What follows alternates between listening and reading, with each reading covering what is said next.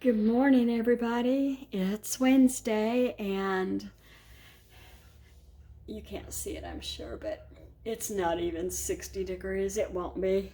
I think today they said the high would be 58, 59, something like that. So I've been doing dishes, laundry behind me, and now I am making some one bowl brownies. So I don't know if you've ever made these before, but they're super easy. I use unsweetened chocolate, a whole box, a cup and a half of butter. You melt those.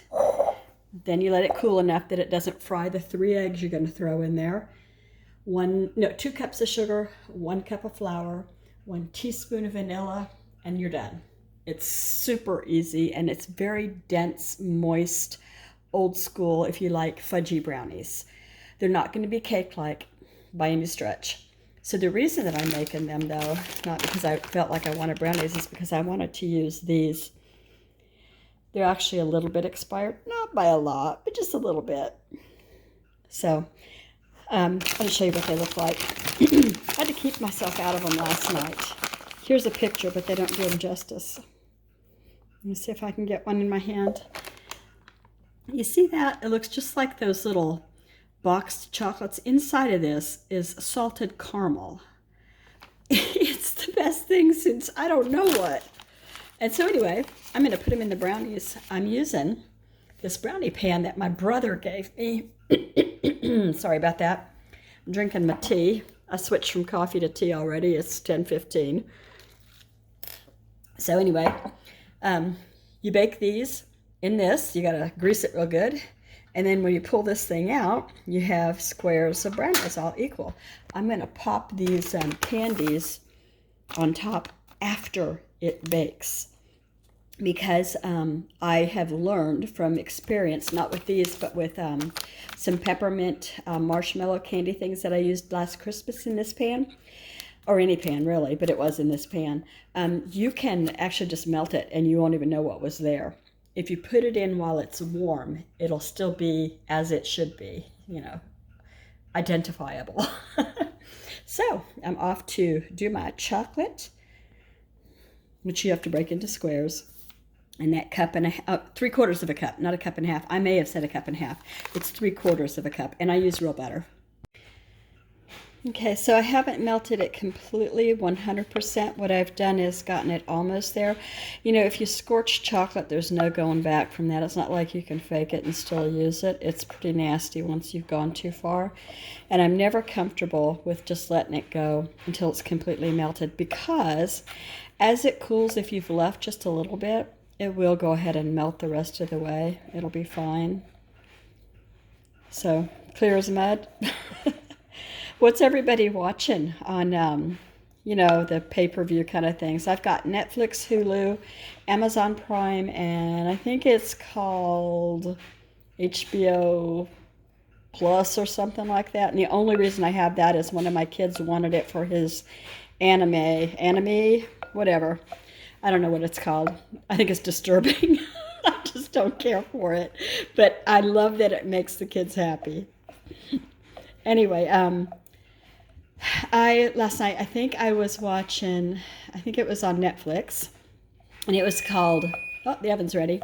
By the way, quick, before I go back to this, no, let me finish my thought. What was I talking about?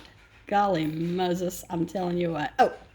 Okay, I'll come back to the oven if I can remember it. But what I was talking about is I was watching on Netflix, I believe it was yesterday.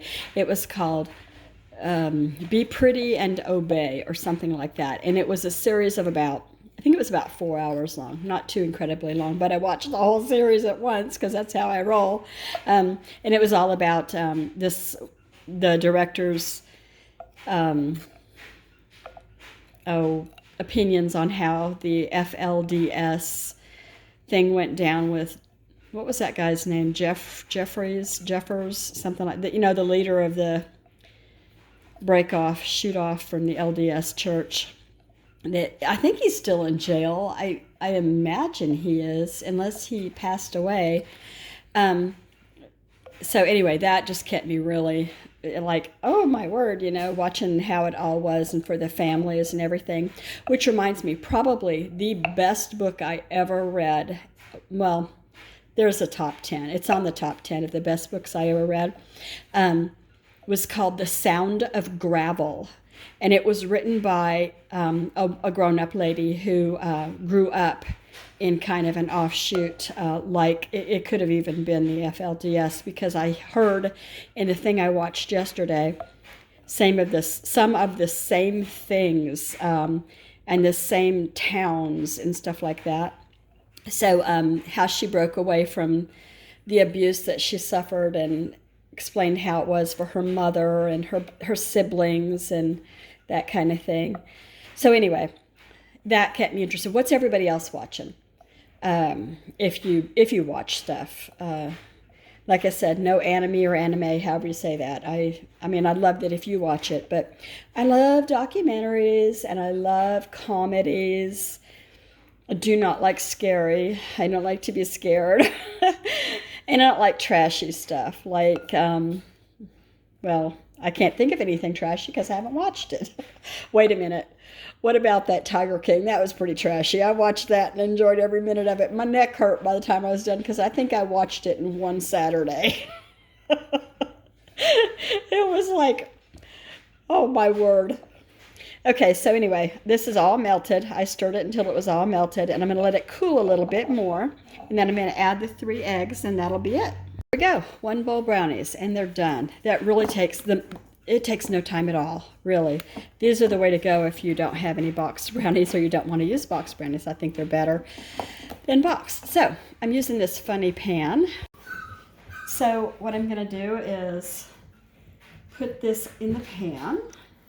And I think this is a little bit more than the usual, like a boxed brownie mix, so I don't know how this will work. Like I said, I've used it for a boxed brownie, but not for this recipe. But, okay, I sprayed the heck out of it. Now, I'm going to shake it and try to get it kind of even in there. Now, stay right there. Don't move. I'm going to bring over the other piece, which I sprayed liberally with Pam's sides, bottoms, fronts, all of that. And I'm going to put it down and make sure that it hits the bottom all on. I've got my oven preheated to 350. And like I said, I'm going to wait to put these in after it's cooked so that they still look like chocolates. Oh, there's that baby. He's awake from his nap at 10:30. Okay. Here they are, all done. So I don't know if you can tell, but for me, I like the brownies not to be that dark on the edge. So mostly it did it on the end pieces, the very end. So anyway, they'll be fine. They're not burned. They're just darker than I like them. And I decided to add some of these little mini M&Ms to make them look kind of, hey, Flag Day was yesterday, you know, that kind of thing. The proof, though, will be when I try to take this ice tray thing out. Like I said, it worked for me once. Here's hoping. It's out of the pan. Ta-da! But that thing is still attached. So you may have to pull these out one by one, Kendra. So we're getting on that now. They're just about totally cool. See, now the metal part on the bottom, oops, is still attached. So I got to figure that out. Here's hoping. Okay. See how the edges are a little bit dark? They don't taste bad. Not that I'm on my second. And there's some stickage, but they're mighty good. That's that sea salt caramel chocolates with M&Ms on top. And so this concludes my, what do you call it, vlog video for the day. And if you like this kind of thing, I hope you'll consider subscribing and stick around and say hi. I love to chat. I'll chat with you all day if you like. Hope you have a great day. See you tomorrow.